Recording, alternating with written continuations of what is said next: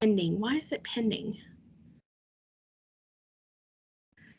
It's like in class. Oh, there it goes. It's like in class where, you know, you have to turn on the recording 5 minutes early so it'll finally start when you want it to. And then none of the kids can see the recording because it's all wonky. All right, so I am going to go on and get started with our team meeting. I know we're missing a couple of people. Hopefully they'll jump in a minute. So I've got a couple of things.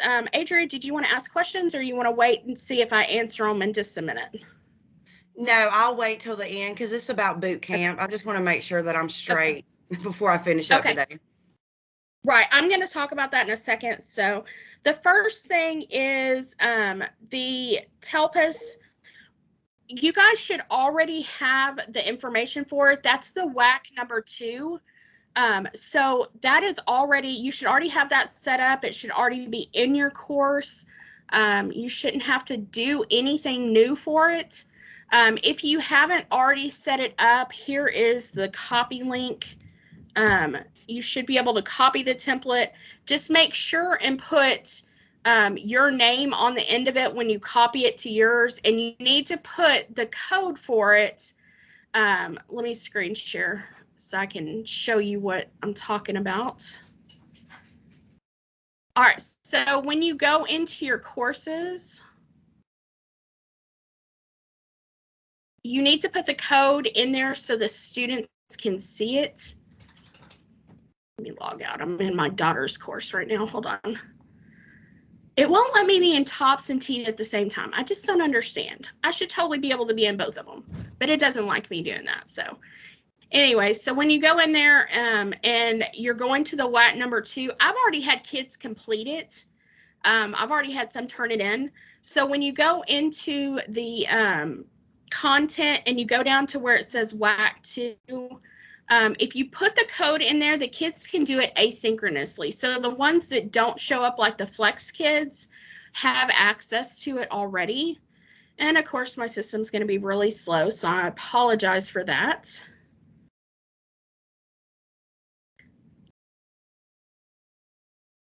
So what I do is when I set the course up, I did not enter the code. The code for the first one was in there. Hopefully y'all changed it. But for the second one, all you have to do to change the code is click right there, and then you can add the code for it right here. Now, this is a hyperlink that will take them to formative. All they have to do is then put in the code. As long as this is in here already, once you do your copy, then your async kids can do it. Like I said, I've already had a couple do mine. It's going to be this code up here at the top that the kids can see.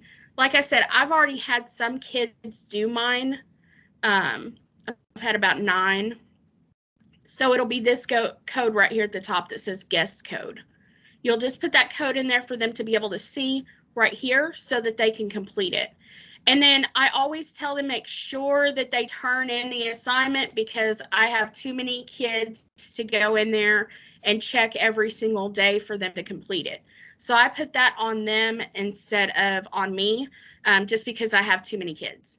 Now, if you yourself want to go in there and micromanage that, that is 100% up to you.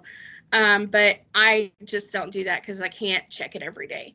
Now, on the first day, I will go in there and I will check it against my class list to make sure I grab everybody. Remember, Amaris is going to show us her PowerPoints in just a minute, but on Tuesday, you're going to set that up as a general session and invite all of your kids. So it'll be an assembly just like on Monday. And then we're going to have part of a lesson at the beginning of class, and then at the end of class, we'll do the TELPUS, probably like 20 minutes or so. That's actually a long time to give them to do the writing. I probably maybe 15 minutes anyways, but give them time at the end of class to go in and do it. Make sure to tell them it has to be authentic. We don't want copying. And then we'll have to upload this at the end of the week in order for them to be able to get these results. And that'll be on the tracker. There'll be a file link where you upload it. And our topic has been approved, so the one that's on there is good to go. I totally just copied the one from last year because it was just a good topic and I didn't see any reason to reinvent the wheel. So it's asking about technology. So if you want to kind of give them a little pre-talk about that before they start writing, kind of thinking about the different types of technology you can, just make sure that they know it needs to be at least 4 to 6 sentences. It's not civil rights, it's on technology. It's the one from last year. Says it's the one that you gave us a copy, I think, was civil rights. Let me look. Yeah, WAC 1 Yeah. is. Oh yeah, it does. WAC It 2 is. It is. It's civil rights. I'm sorry. Yeah, I'm like, wait. Yeah, I'm sorry. You're right. I It's totally what do you thought know I about gave the the civil wrong rights one. movement and how's it impacting us today? You're right. I think the other one was about technology. Yes, it was. I don't remember. Anyway, so it should, I mean, this is going to be Tuesday, so they would have already got the Monday lesson. So they should have plenty to talk about because we just talked about it the day before. So they should be good to go. Anybody have any questions about the TELPUS before we move on? I have a quick Okay. question. This is Adria. Does it matter if we use the code or the direct link? I've always just put the direct link and not the No, code. it's fine. It's fine. I just put the code in there because it's easier for them. I mean, you can put the direct link in there if you want to. Yeah, that's less clicking for my kids. They just click one time. They don't have to enter anything.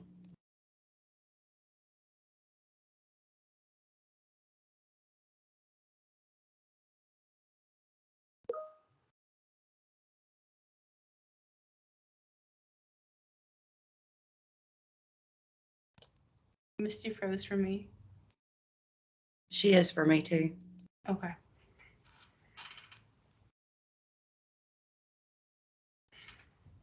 I really like the paragraph long. Okay, sorry about that, guys. I'm sorry, I didn't. It kicked me out. Y'all know my internet is so awesome. Did I miss anything? Well, I have another question. You answered my question about the link or code, but my other question is, are we doing regular schedule? I usually meet with US History on Monday. So should I rearrange my schedule, bring all of my contents in on Tuesday and at one time? It's an adjusted schedule next week.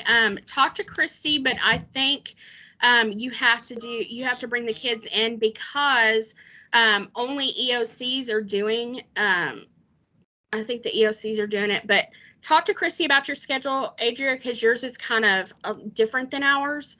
But I think probably all of social studies will do theirs on Tuesday, and then everybody else has a different day.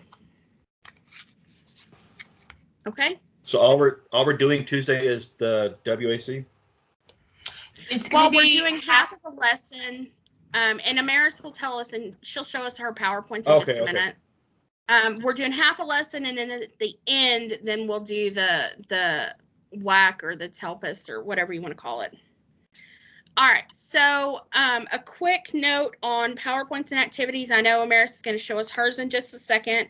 The reason that I was talking to you guys earlier this week about the activities is because Christy came to me on Thursday, and at first she just asked me what was the focus of our lesson, kind of like what were we teaching, and I'm like, well, that's a weird thing for her to ask. She doesn't normally ask me that.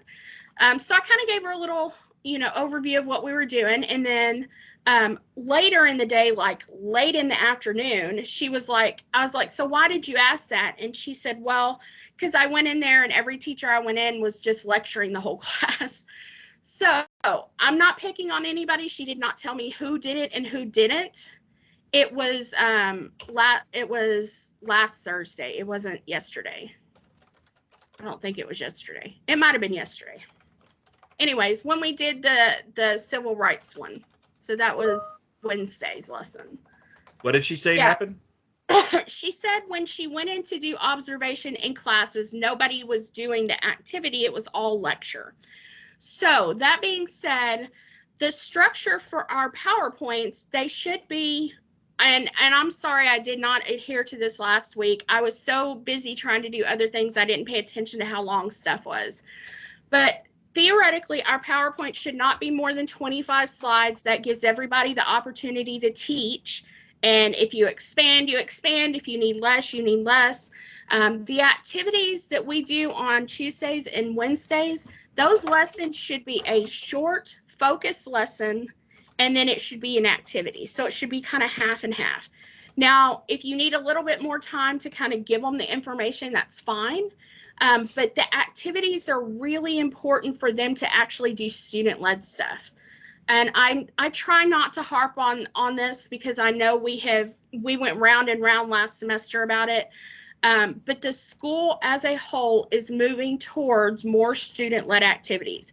We're lucky we get to lecture on Mondays. Most other contents don't do that. They do those focus groups pretty much all week. So we have the flexibility to do the whole group on Monday, the 2 small groups, and then we get kind of a flex day on Thursday where we can invite more kids to do like reteaching if we need to. But those small group focus sessions are supposed to be really focused on just those TEKs. Now, the one we did on Wednesday was a little bit different because we were kind of doing like a bridge lesson between Vietnam and civil rights. Now, next year, I think we should flip the two because I think y'all, Amaris is right. It's weird doing Vietnam before civil rights since chronologically they kind of are reversed, but we can decide that at the end of the year when we look at what worked and what didn't. But if you have trouble or you have questions or you don't think your kids are going to do the activity, it's okay to do a different activity. If you think, hey, my kids really just do not like that Blooket, my kids do better doing something else, that's fine. Just make sure it's something student-led. You're the teacher. Ultimately, you have the flexibility to add, remove, change the activity. The reason we send that out, one, is because we want to make sure that material is covered. But if you can do it in a different way, that's totally fine. I mean, everybody has their specialty and what they do best. And I'm not in y'all's classes. I have no idea how most of y'all teach. Unless I trained you and I watched you teach, which is like 3 people on the whole team, I have no idea how any of y'all teach. I don't observe you. And Christy doesn't share any of that with me. So unless there's something that she says that she sees in the lessons that maybe needs to be focused on, she'll tell me specifically what we need, but she doesn't tell me who was doing it or what they were doing. So I don't want y'all to think that I spy on y'all because that's not what happens. She really doesn't tell me much of anything, to be perfectly honest. Usually just if there's something going on in the sessions that she notices, that's a big deal.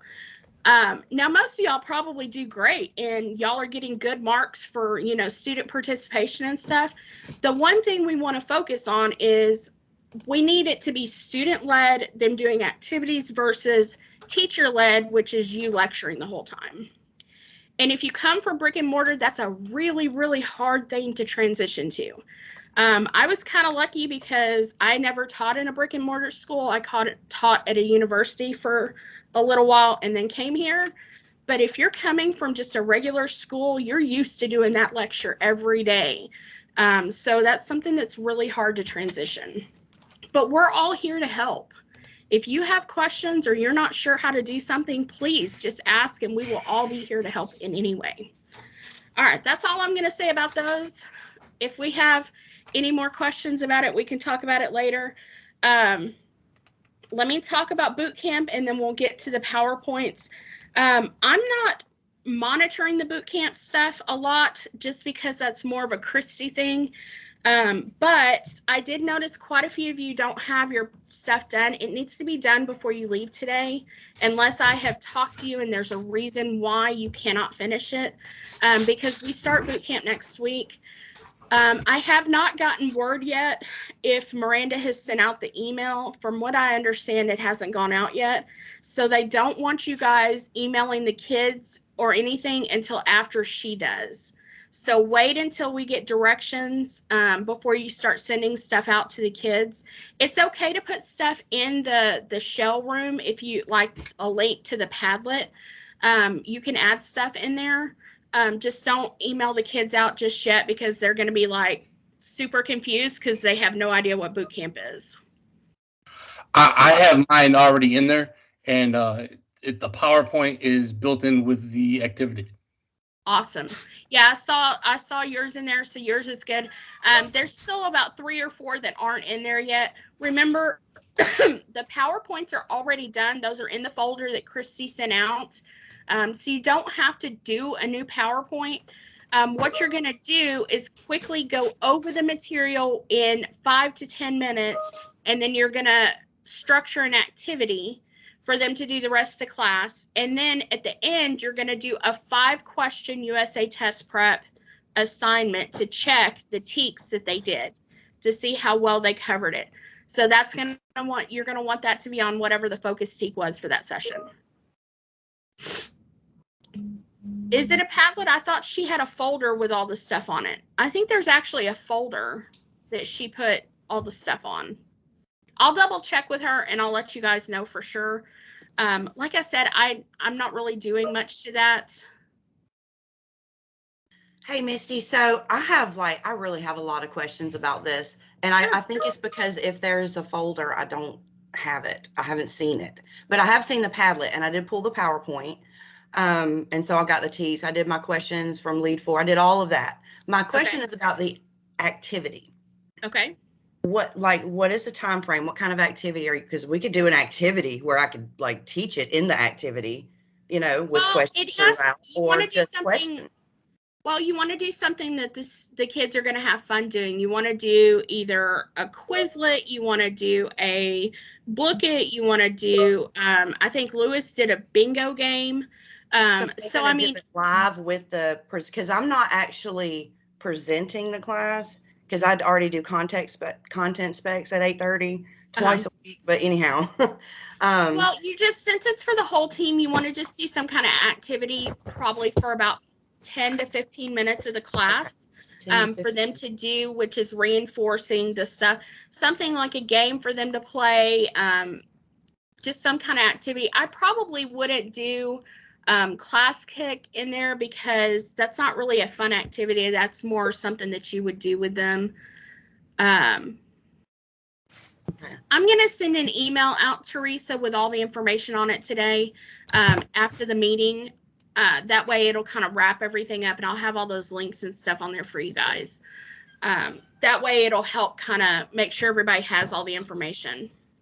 Yeah, when you do the USA test prep, make sure it's only 5 questions. You can pull the 5 questions from one of the quizzes that we did on that content early in the semester. There are, in the quizzes section of our content, the managed quiz, there are actually EOC quizzes already in there for that content. So you can look at those. Those are star questions. So if you want to look at that, there's lots of places you can look for the information that you don't have to spend a ton of time doing this. QRG on a snapshot. Okay. It depends on if you're pulling questions from there or you're making your own questions, but yeah, I can do that. Let me write it down so I don't forget. Christy has one. Okay, for snapshots. For the boot camp USA test prep, there's a QRG. Okay. Do you want me to put it in the chat? It would be awesome, thank you. Skylar usually has all of our QRGs. I think she puts them all in a folder. I found it earlier after I'd already done it, and so basically I was just checking my work. But yeah, I'll post it. Yeah, they're really easy to add in there. They're not complicated. Y'all are just not used to doing it because I usually do all of them, but they're pretty easy. The only thing is, if you're adding a picture, you just have to remember to add the picture in there. But a lot of times, a lot of those questions are already in USA Test Prep, because once I put questions in USA Test Prep, then it shows up as USA Test Prep questions. So a lot of those are already in there. You might want to look there first. Just make sure that your questions are good star questions. They're not, weird ones. Yeah, I get all of my stuff from Lead Forward, and when I put them in there, that's where I get them from. But whenever I do that, it then shows up as USA Test Prep questions. It doesn't show up as my questions anymore. So Misty, right, what you're saying, I'm sorry, I just had one more question. So what you're saying is when I'm creating my assessment, I've already added all my questions that I wrote them in myself. And Okay. when I'm creating my assessment, you're saying that my questions are going to pop up under that standard, under that TEAC. There's nowhere for me to click to pick one of my own. That's what I'm having trouble adding. No. Once you put your questions in there, they'll show up under your favorites. So you will see them as yours, but like if I were going to go in there and try to find your questions, they would show up as USA Test Prep stuff. Like, because Christy created a bunch of stuff last year. Yeah, I see my favorites, but when I'm actually trying to create my boot camp assignment, how do I add those questions from my favorites to that assignment? It has a tab in there. Let me show you. That'll be easier if I just show you how to do it. It would be, because I'm a very visual person. I even Googled it this morning. Yeah. I'm a visual person, so it takes a minute. It's really not that hard to do them. I'll just show you because I've got a ton of the favorites in there. So what you do is you go to the assessment tab to create the assessment. And then you're going to just do create a new assessment. You're going to name it. Christy sent in the chat specific naming properties. And then also you can add a tag to it. I'm just going to name this test. You're going to pick the TEACs, which are the, U.S. history ones. I don't share it right away until I'm done, and then I go back and share it, but y'all can share it right away. And then everything else I leave. The only thing I change is I allow them to see the questions in Spanish. I don't know how many kids actually use that, but it is something that will help our EL students. And then it's going to ask you want to choose your own questions.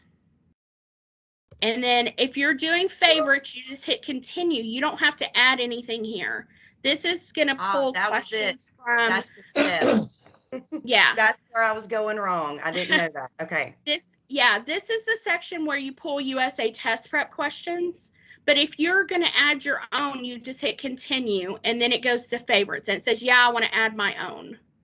And these are going to be your questions if you've already added them to your favorites. All you have to do is check them off. And then you go to the very bottom, which I have a ton in here, so that's why. Just scroll to the very bottom and hit continue. And then it says, do you want to add a performance task? No, you don't want to do that. You just hit no the rest of the way through. And then it's going to show you your questions here. Remember, y'all should only have 5. So it's going to show you what your questions will actually look like. This is what I screen capture for you guys if you want to do that so everybody can see your questions. And you said, yeah, that's cool. That's awesome. Those look great. And then you just save it. And now when you go back to assessments, your assessment's going to be there. It should be on the very top. See, that's where mine's at right there. And then to share it out, I mean, as long as you hit share, if you forgot to do something, as long as it has not been assigned, you can go back in and edit the whole thing. So as long as nobody has assigned it yet and nobody's taken it, you can go in and edit it. If you forgot to do a question or something's wrong with one of the questions, I've had that before where the pictures didn't show up or it was a wrong picture. You can go back and edit. You can edit it using these tabs. Okay. And then, just when you go to assign it, it'll be there. Is that clear for everybody? Do y'all need any other questions? I don't know if yeah, there it goes. Since I don't know if it'll let me delete it. Just make sure that you put the name exactly like Christy said. I can go in and edit these, but it's a little harder since I didn't create them. Just make sure you use the naming convention that she said this morning, which is, let me pull it from the U.S. history chat. Here it is. All right, so this is what she sent this morning. It's got the naming convention in there. So that you name it U.S. History Boot Camp and then whatever week it is, week 1, week 2, week 3, and then add the tag USH Boot Camp. so that you can, so that everybody will know what it is. All right, so if you didn't do yours exactly like that, just make sure to go back and stay with that naming convention so we're all the same. Looks like some people put the week at the beginning and some people put it at the end. So if yours isn't like that, just go back and edit it on the assessment tab, and then you should be able, that way everybody's will be the same. You think you guys will be able to be finished with those today, or are y'all having some trouble with them? I'll be done. I just was trying to put it all together. Like, Okay. Well, if y'all wasn't have sure any of questions, you can always call me, and I can walk through it with you if you need. A lot of times like I said, I'm a very visual person. A lot of times I'll be like, hey, screen share with me and I can show you how to do it. Lewis does that to me all the time. He calls me and he's like, hey, look at this really quick. And as long as I can see it, I can usually fix whatever the problem is. My brain sometimes doesn't connect it if you just, write out the problem. All right, so that's all I got. I will look for the QRGs, and I'm going to email you guys all this information after the meeting. So I'll go on and let Amaris take it away and walk us through the PowerPoints real quick. And then we'll be done.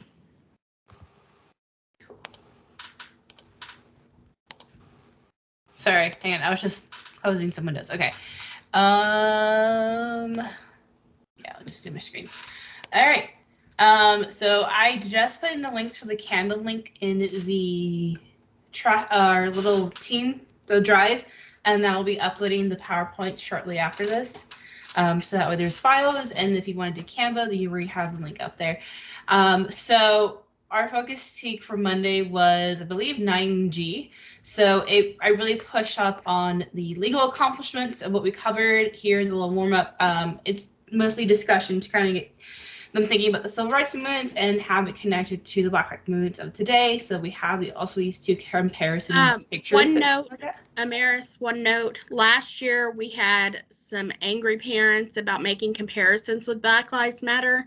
So you might want to give a precursor at the beginning of class, about this being a historical discussion and you're not, sharing your beliefs and kind of thing like that.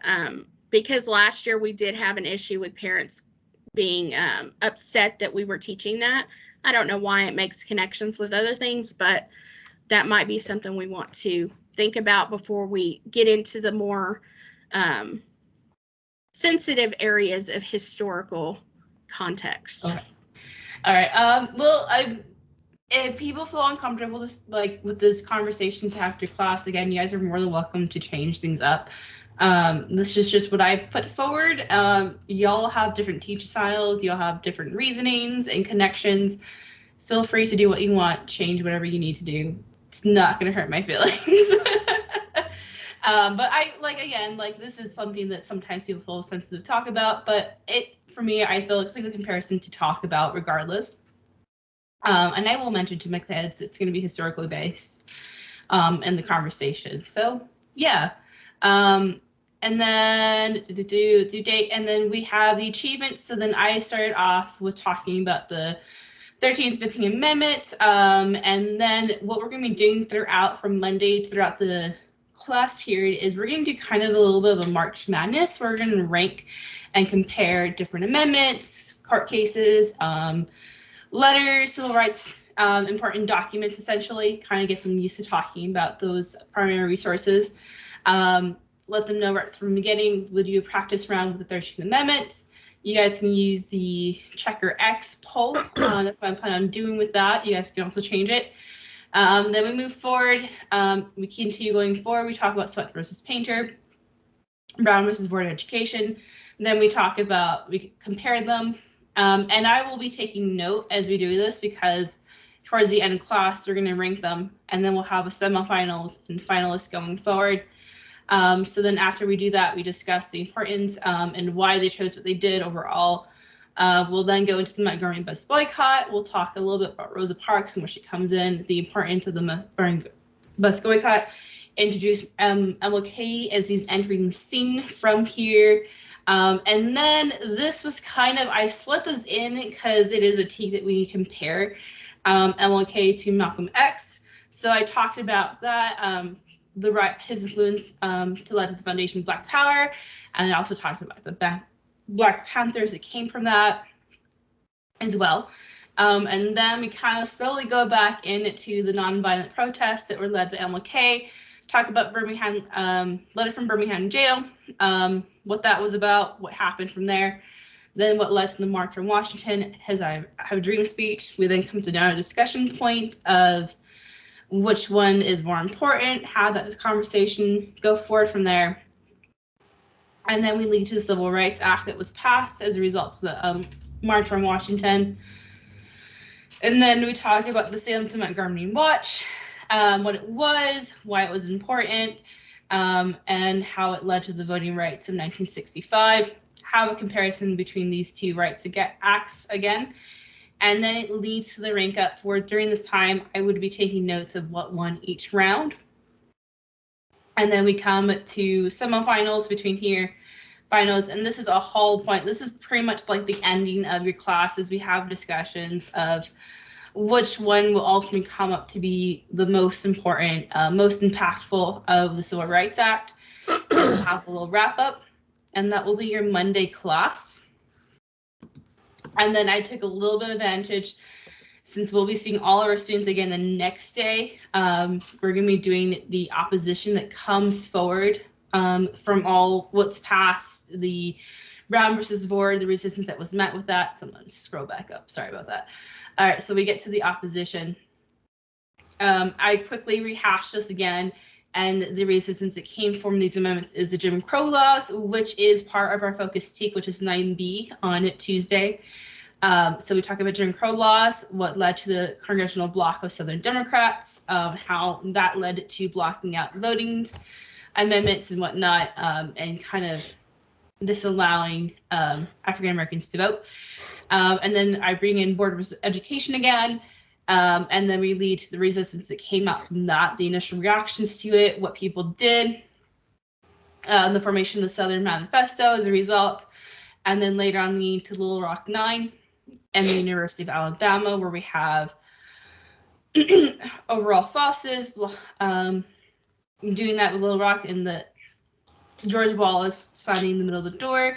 I know that Sarah will probably have her lovely picture for standing in the door.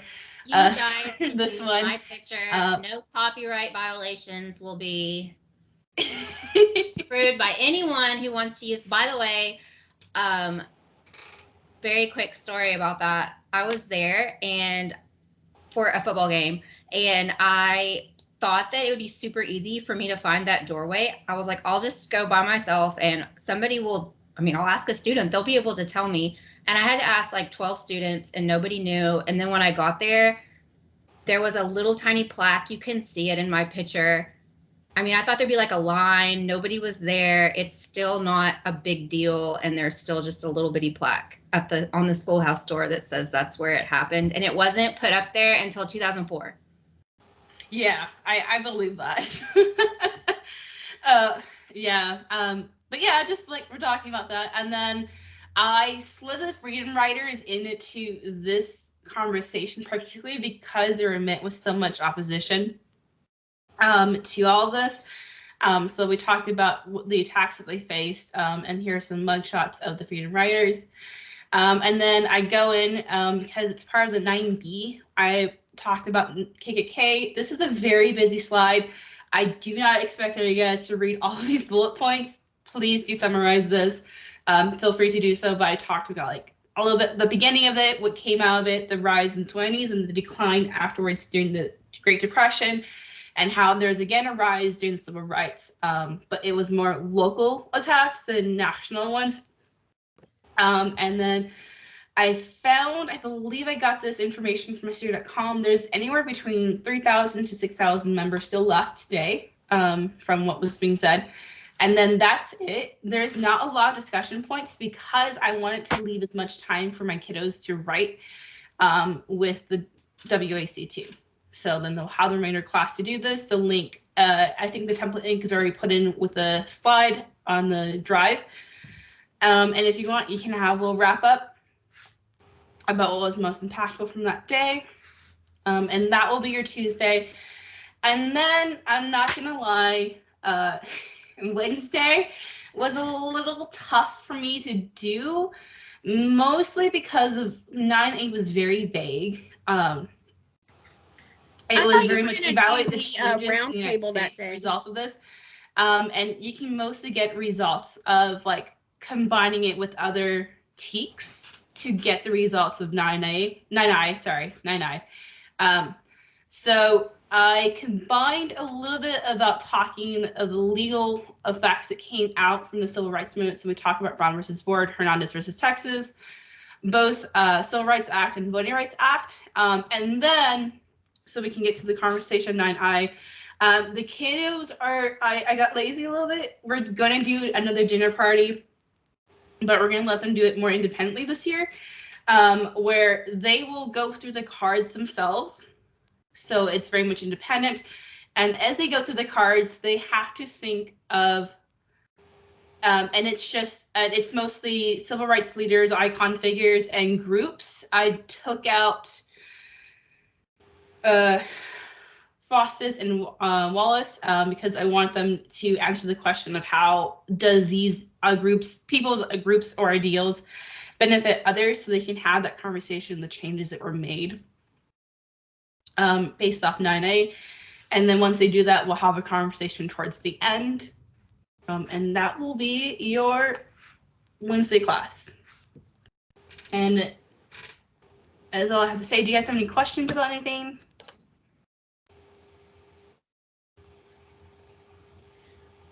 I think it looks great.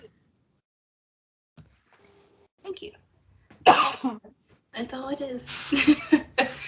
All right, guys. So yeah, the Canva links are in the drive. I will be uploading the PowerPoint file shortly. No problem. Awesome. Does anybody have any questions about anything we talked about or anything that we did not talk about? If you have questions about other things, I can answer those too. All right. Well, if y'all don't have any questions, that's it for today. I will send an email to kind of wrap everything up with links and stuff. And otherwise, y'all are free to go and enjoy your weekend. Thank you. Ignore my husband in the background. He forgets that I work. Misty, I'll be calling you in a little bit. Okay, no problem. Bye, guys. Y'all have a great day. Bye.